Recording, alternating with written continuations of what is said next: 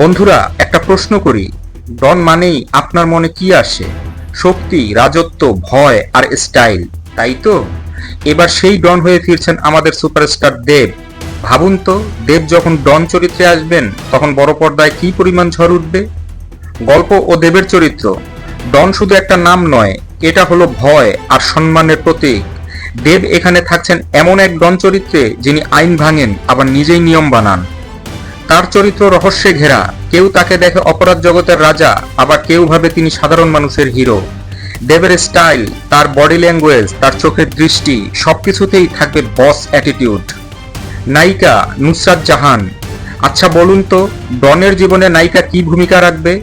এখানে নুসরাত আছেন দেবের প্রেমিকা হিসেবে, তবে তিনি শুধু রোমান্সে সীমাবদ্ধ নন। তিনি দেবের ডন জীবনের বিপদ আর আবেগ দুই দিকই সামলাবেন। কখনো ভালোবাসা, কখনো দ্বন্দ্ব, তাদের কেমিস্ট্রি গল্পকে এগিয়ে নেবে। তাদের গান আর রোমান্টিক মুহূর্ত দর্শকদের হৃদয়ে ছুঁয়ে দেবে। ভিলেন জিৎ, স্পেশাল কাস্ট বা শান্তিলাল মুখার্জি। ডন মানেই শত্রু চাই আরো ভয়ঙ্কর। এখানে ভিলেন থাকবেন এমন এক চরিত্রে যিনি দেবের রাজত্ব দখল করতে চাইবেন।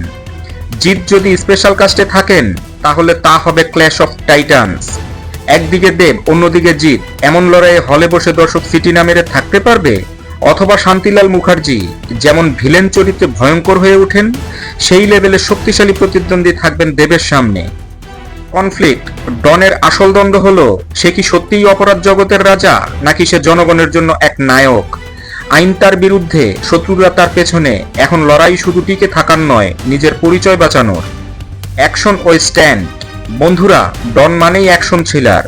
দেব এখানে থাকবেন বন্দুক, মারপিট আর গাড়ি চেজের দুনিয়ায়।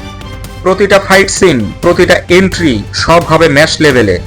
ডনের জগৎ মানেই এক্সপ্লোসিভ অ্যাকশন। গান ও রোমান্স। নুসরাত আর দেবের কেমিস্ট্রি নিয়ে আলাদা কিছু বলার আছে।